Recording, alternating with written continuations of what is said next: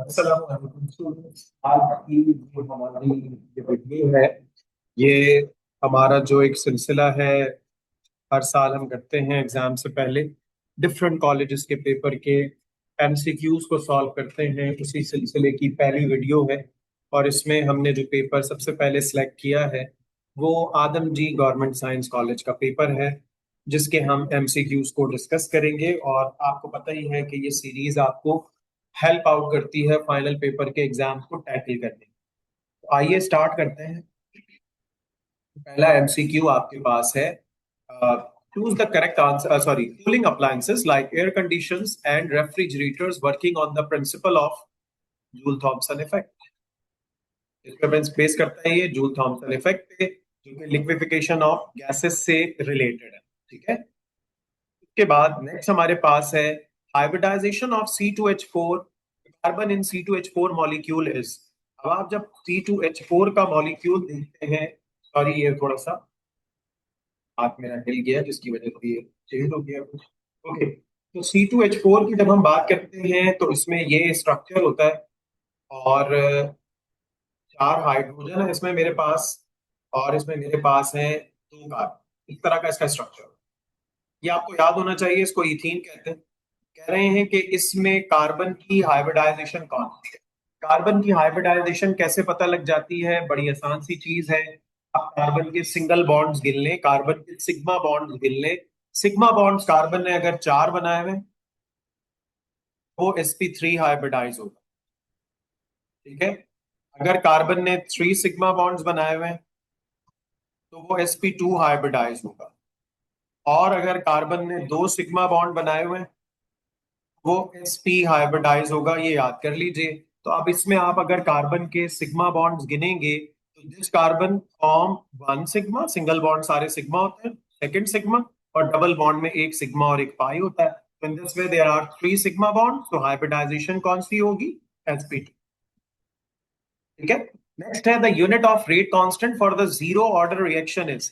Rate constant is k और उसका unit depend करता है order of reaction. Zero order के लिए अलग है, फर्स्ट ऑर्डर के लिए अलग है, सेकंड के लिए अलग है और थर्ड के लिए अलग है। तो फॉर थर्ड ऑर्डर रिएक्शन इसका यूनिट सेम होता है रेट ऑफ रिएक्शन के, दैट इज एमएस इनवर्स या मोल पर डेसीमीटर क्यूब सेकंड। पार्ट्स पर ट्रिलियन मीन्स 10 की पावर 12। ये पार्ट्स पर बिलियन होता तो नाइन होता, पार्ट्स पर मिलियन होता तो 10 की पावर 6 होता।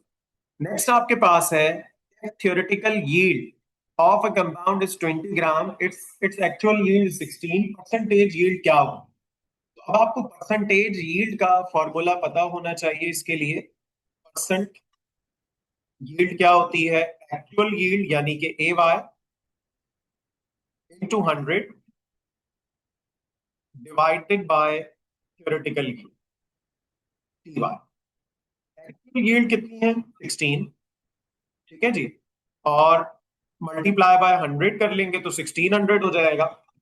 इसको डिवाइड कर दीजिए 20 से। कैलकुलेटर्स आपके पास हैं।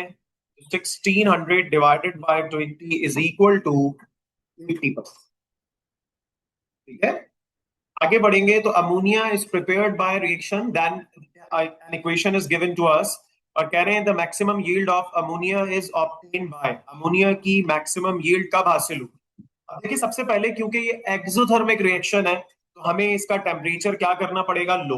तो लो टेम्परेचर। और हमें जाना कहाँ है? फॉरवर्ड डायरेक्शन में ना। फॉरवर्ड डायरेक्शन में देखें मोल्स कितने? टू प्रोडक्ट साइड पे, और रिएक्टेंट साइड पे टोटल मोल कितने? 1 + 3 4। हमें जाना है कम मोल्स की तरफ। तो whenever you want to go to towards the less moles, आपको प्रेशर बढ़ाना होता है। तो इसीलिए low temperature and high pressure is the answer. ठीक है।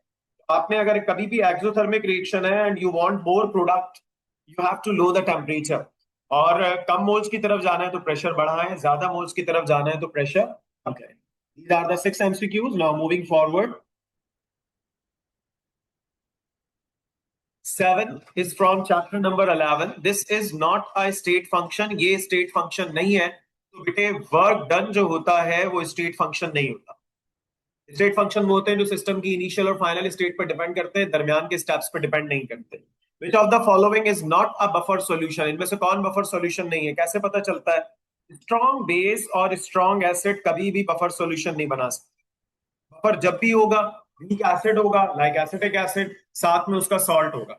वीक बेस होगा लाइक अमोनियम हाइड्रोक्साइड, साथ में उसका सॉल्ट होगा। ठीक है, स्ट्रॉन्ग एसिड और स्ट्रॉन्ग बेस कभी भी बफर नहीं बना सकते। तो जिस ऑप्शन में भी स्ट्रॉन्ग एसिड या स्ट्रॉन्ग बेस मौजूद है, आप उसको मार्क कर देंगे, वो आंसर नहीं। The highest bond energy in the following is, इनमें से किसकी बॉन्ड एनर्जी ज्यादा है? अब देखें, क्लोरीन क्लोरीन ये तो नॉन पोलर है, एच एफ ये पोलर है, एच ओ पोलर है, एच एन पोलर है। इन तीनों में मुकाबला है क्योंकि पोलर ज्यादा स्ट्रांग होता है। अब पोलर बॉन्ड्स की अगर हम बात करेंगे तो पोलर बॉन्ड में जितनी इलेक्ट्रोनेगेटिविटी ज्यादा होती है उतना बॉन्ड स्ट्रांग होता है, इसीलिए एच एफ इसका आंसर है, क्योंकि इसमें फ्लोरीन है which is most electronegative element. Diamond is the example of, diamond कौन सा सॉलिड है? Covalent solid. Least entropy found in which of the following state of water? Different states हैं water की, लिक्विड है वाटर, लिक्विड है water, steam है और ice है। तो सबसे कम एंट्रोपी होती है सॉलिड स्टेट की, आइस सॉलिड स्टेट है, इसके अलावा और किसी ऑप्शन में आइस है ही नहीं। इंट्रोपी के बारे में याद रखो, सॉलिड स्टेट की सबसे कम होती है और टेम्परेचर के डायरेक्टली प्रोपोर्शनल है। जितना टेम्परेचर ज्यादा होगा इंट्रोपी ज्यादा होगी, तो उसमें टेम्परेचर भी कम है और स्टेट भी सॉलिड है, तो यही आंसर है। Galvanised rod of iron is coated with zinc, galvanisation में मेटल पे हमेशा जिंक कोट होता है। How many moles of NaOH are present in a 2 dm cube of 1 molar aqueous solution of it? Sodium hydroxide का 1 molar aqueous solution है, 2 decimetre cube में moles कितने होते हैं? देखो, मोलारिटी का फॉर्मूला होता है भैया मोल अपॉन वॉल्यूम। मोलारिटी कितनी है हमारे पास? 1। वॉल्यूम है, यहां से डिवाइड हो रहा है, वहां ले जाके मल्टीप्लाई कर देंगे 2, और हमें निकालना क्या है? मोल्स। ठीक है, 1 multiply by 2 is 2, 2 mole is the answer. ठीक है, 1 मोलर एक्वस सॉल्यूशन है 2 dm क्यूब में, तो उसमें NaOH के हमसे पूछे हुए हैं मोल्स, तो मोल्स निकालने के लिए वॉल्यूम को मोलारिटी से क्या कर दीजिए? मल्टीप्लाई कर। The number of carbon atoms in 1 mole of sugar are approximately. अब इसमें ज्यादातर बच्चे समझते हैं 6.02 इंटू 23 आंसर होगा, गलत। 6.02 इंटू 23 जो है वो 1 मोल के अंदर शुगर के मॉलिक्यूल्स हैं। पूछ रहा है कार्बन के एटम्स बताइए, एक मॉलिक्यूल में कार्बन के 12 एटम्स हैं, तो जो आपके पास ये वैल्यू है ना 6.02 इंटू 10⁻23, इसको आप 12 से मल्टीप्लाई कर दीजिए, 6 12 72, तो इसीलिए 7.224 इंटू 10⁻24। सिंपली मैंने क्या किया है, जो मेरा एवोगाड्रोस नंबर है 6.02 इंटू 10⁻23, क्योंकि एक मोल में मॉलिक्यूल्स की तादाद इतनी होती है, उसको मल्टीप्लाई कर दिया मैंने 12 से, क्योंकि मुझसे एक मोल शुगर में कार्बन के एटम्स पूछे। अगर हाइड्रोजन पूछे होते तो मैं 22 से मल्टीप्लाई करता, ऑक्सीजन पूछे होते तो मैं 11 से मल्टीप्लाई करता वैल्यू। ठीक है जी, लास्ट 3 MCQs की तरफ बढ़ेंगे। Which of the following is not an iso electronic pair? इनमें से कौन आइसो इलेक्ट्रॉनिक पेयर नहीं है? आइसो इलेक्ट्रॉनिक वो होते हैं जिसके इलेक्ट्रॉन सेम हो। सोडियम पे पॉजिटिव चार्ज है, सोडियम का एटॉमिक नंबर होता है 11, पॉजिटिव का मतलब है एक इलेक्ट्रॉन गया, 10 बचे। और नियॉन एक नोबल गैस है, उसका एटॉमिक नंबर 10 होता है, they have same number of electrons. Again sodium +1 है, तो इसका मतलब इसमें 10 इलेक्ट्रॉन होंगे। क्लोरीन का एटॉमिक नंबर 9 होता है बेटे, इसके पास 9 इलेक्ट्रॉन्स होते हैं, -1 चार्ज आ गया तो एक इलेक्ट्रॉन ऐड हो गया, इट हैज 10 इलेक्ट्रॉन, ये भी आइसो इलेक्ट्रॉनिक है। सोडियम का एटॉमिक नंबर 11, के पास 11 इलेक्ट्रॉन। कैल्शियम का एटॉमिक नंबर 20, तो इसके पास 20 इलेक्ट्रॉन्स। इलेक्ट्रॉन्स इक्वल नहीं है, आइसो इलेक्ट्रॉनिक नहीं है, इसीलिए ये आंसर है। The correct relation between debye and coulomb meter is, debye और कूलम मीटर दोनों डायपोल मोमेंट के यूनिट है, और 1 डिबाय बराबर होता है 3.335 इंटू 10⁻⁻30 कूलम मीटर के। डाटा लगाने की चीज है। In NaCl, each sodium ion is surrounded by chloride ions in the number 6. एक सोडियम आयन को 6 क्लोराइड आयन ने सराउंड किया होता है, या एक क्लोराइड आयन को 6 सोडियम आयन्स ने सराउंड किया होता है। तो this is all about these MCQs of this paper. Inshallah ताला we will continue this series until your exams. ठीक है, और आपने वीडियो को लाइक करना है, चैनल को सब्सक्राइब करके वीडियो को आगे शेयर कर दीजिए। बहुत शुक्रिया, अपना ख्याल रखें, अच्छे से तैयारी करें। अल्लाह हाफिज।